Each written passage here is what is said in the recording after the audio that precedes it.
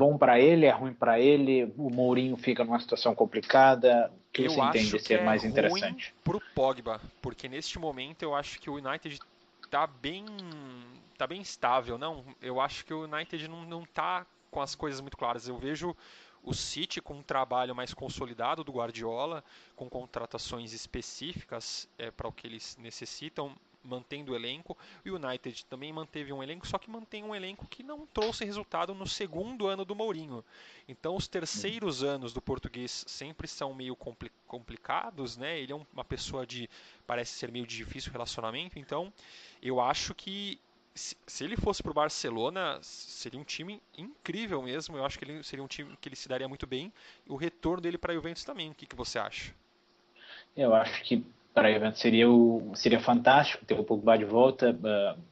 Eu acho que no Barcelona, o Barcelona teria o melhor meio de campo tranquilamente Sim, para ganhar a Champions League, seria o favorito absoluto, acho eu, mesmo com o Juventus sendo Cristiano Ronaldo, por exemplo, e com o Real Madrid sendo o atual tricampeão, mas eu acho complicado, apesar de que financeiramente o Barcelona até não tem tantos problemas assim, porque ano passado com a venda do Neymar e mesmo tendo gastado muito com Dembélé e Coutinho, fez questão de gastar até na janela de verão, de inverno europeu, por conta de não ter um, uma dita plusvalência muito grande num período que geraria um déficit no balanço seguinte. Então acabou gastando tudo no mesmo período porque, vamos supor que num ano tu arrecada 200 e no outro ano, mesmo tu vendendo o que seria normal, uns 100 milhões, mesmo sendo uma venda muito boa, tu ainda tem um vermelho de 100 milhões, em sim. comparação de um período com outro. E Uhum. como o Barcelona vendeu o IR Mina por 30 milhões, o Dinheiro por 20, o Deulofeu por 13, o Alex Vidal por 2 por 8 milhões, emprestou, oficialmente é emprestado o Paulinho, mesmo sendo um empréstimo com obrigação de compra, e o André Gomes hoje, Pro o Everton, Barcelona gastou muito pouco. Sim, também sim. para o Everton. Foram 3 jogadores para o Everton. Isso é uma boa ligação que o Barcelona fez. O Barcelona acabou gastando com o Malcom, que foi polêmico com a Roma, mas problema dos outros. Sim. Acabou trazendo o Arthur, que já era uma grana já feita.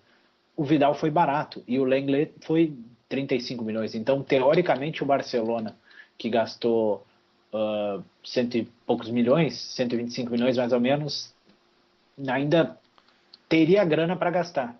Mas será que vai rolar alguma coisa? Gastar, por exemplo, 110 milhões no Pogba? Acho um pouco difícil. A gente Ou, sempre falou em Pogba na Juventus, mas aham. a que preço? A que preço, né? Aí fechando o mercado da Premier, talvez dos meio-campistas que se enquadrariam no Barcelona seria o Pjanic. Mas eu tenho muita dificuldade hoje, com esse time do jeitinho que está aí da Juventus, de ver o Pjanic fora da Juventus. A Juventus, a meu ver, não segura nome, né, historicamente. Tem a proposta na mesa, é uma proposta interessante. O jogador demonstrou vontade de, historicamente, a Juventus vende, né? Só a gente olhar para trás e verificar, por exemplo, um caso aí que é o caso talvez mais famoso, o caso do Zidane. Mas e aí vendendo o Pjanic, né, que todo mundo fala que talvez a Juventus contratasse o Milinkovic-Savic, só que não é a mesma posição, eles não fazem o mesmo setor de campo.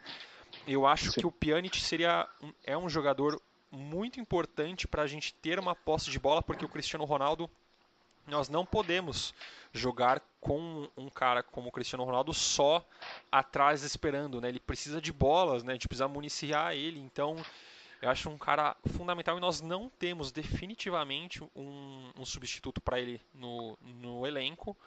É óbvio que um jogador desse nível é praticamente impossível você encontrar um substituto dentro do próprio elenco. O substituto talvez seria o Bentancur, só que a gente não sabe qual que vai ser a resposta dele, né? É um jogador que vem evoluindo, um rapaz com muita lenha aí para queimar, muita lenha para evoluir, pode se tornar um grande jogador, mas eu acho que o Barcelona vai acabar talvez fazendo novamente algum negócio com a Inter, amarrando é, o Rafinha, caso eles não consigam o Modric, ou então vai ficar com o jogador dentro do elenco mesmo e acabou. Acho que eles. Que até faria sentido, na verdade. Não acho que o É, Rafinha seja um jogador descartável, até por ser, como comentei, a questão de ser jogador formado no clube, sim. mas como um reserva é interessante. Apesar de que não sei o quanto o Rafinha se interessaria de ser eventual sexta opção no Eu meio acho de que ele, campo é ou essa a quinta. questão, Bona. Eu acho que é essa a questão. Eu acho que É. ele já demonstrou que queria sair e ele viu na Inter uma possibilidade de jogo, só que o próprio Spalletti, né? Eu acho que a compra do Nainggolan foi um. Porque eles, em tese, eles poderiam utilizar esse dinheiro do Nainggolan, comprar o Rafinha. Só que a resposta do jogador que ele queria um jogador talvez mais pronto, né? Sim, é porque o Rafinha acabou passando um trabalho para se adaptar, enquanto o Nainggolan é um homem de confiança do Spalletti desde os tempos da Roma, que não deve usá-lo no meio de campo a três, deve usar o Nainggolan como quase um trequartista, como o Sim. fez no 4-2-3-1 da Roma. O cara atrás do Icardi, né? Seria esse cara Sim, atrás do Icardi. Então, é, essa função. por que a gente está falando tudo isso? Só para o nosso ouvinte entender. Porque uma peça que se movimente, talvez esse mercado nessa última semana final de transferências, poderia movimentar muita coisa, né? Vamos fazer aqui Sim. um jogo de exposições. Digamos que melou o negócio do Modric com a Inter.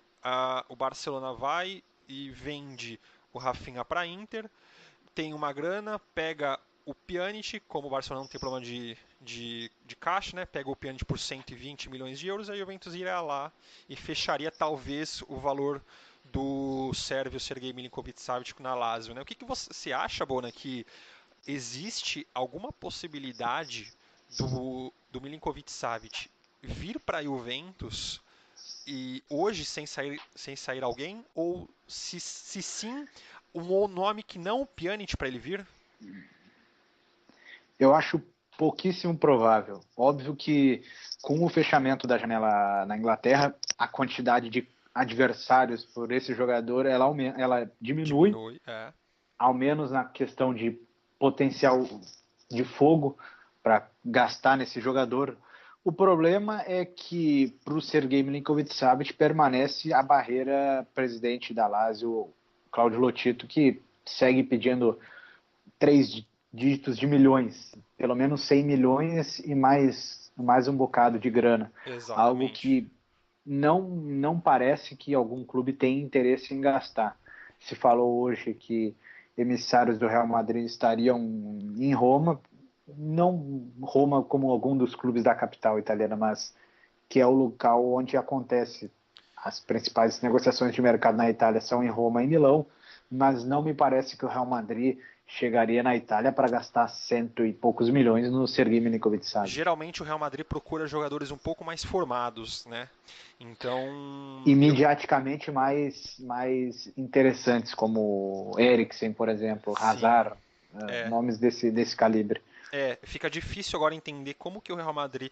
Eu acho que eles vão acabar não se movimentando dessa forma, talvez tão gigantesca assim, por ter peças no elenco que vão ganhar tempo de equipe, né? Vão ganhar tempo de jogo com a saída do Cristiano Ronaldo. Como você bem disse, Asensio, temos também o Bale, que talvez seja a grande oportunidade da vida dele no Real Madrid agora, o próprio Isco, que, Seria. né? Porque se o Real Madrid, se imaginarmos o Real Madrid no 4-3-3, como tem sido, o Real Madrid, na verdade, joga num 4-3-3 híbrido, né? Com o Isco sendo o meia, ou por vezes jogando aberto, no mesmo, seja no ataque ou seja no meio, mas com o Casemiro, o Modric permanecendo, claro, Kroos, tendo o cara como Kroos, o Ceballos voltou de empréstimo, o Real Madrid tem o Llorente, que é um jovem que seria o reserva do Casemiro, o Isco podendo jogar no meio, o Asensio crescendo, tomando um pouco de espaço ali, o Bale, tem o Lucas Vasquez no ataque, tem o Vinícius Júnior pro ataque, então o Real Madrid ainda Benzema tem bastante permanece gente. no comando de Sim. ataque, né? Então, né? O Real Madrid, eu diria que precisa de jogadores, mas em outro setor. Trouxe um lateral direito reserva, até gastou da Real Sociedad, que até não me parece que era o que o clube precisava. Nem o goleiro Courtois, que é uma ocasião de mercado. No entanto, o Real Madrid, claro que sem o Cristiano Ronaldo fica mais forte, mas ainda é um time de perigo eminente. Ficando ainda no Real Madrid, para a gente finalizar essa parte das transferências aí, outro nome também que se ventilou demais na Juventus, fora do Pogba, fora o do Sergei Milinkovic-Savic, foi o do lateral Marcelo, que desde que o Cristiano Ronaldo veio para a Juventus, muita gente ventilou essa possibilidade de que o brasileiro gostaria de acompanhar o português, de que o CR7 estaria conversando com o Marcelo para trazê-lo para Turim. Seria em tese para a saída do Alexandro, que iria para o PSG, ou então comentou-se de uma troca entre Real e Juventus de laterais. Eu, bem, o que você acha, Bona? Eu tenho uma visão um pouco, talvez não tão popular sobre essa opinião. Gostaria de ouvir o que você acha. Eu tecnicamente eu acho o Marcelo superior ao Alexandre, mas não me parece nem um pouquinho plausível qualquer tipo de troca, por exemplo, entre os dois.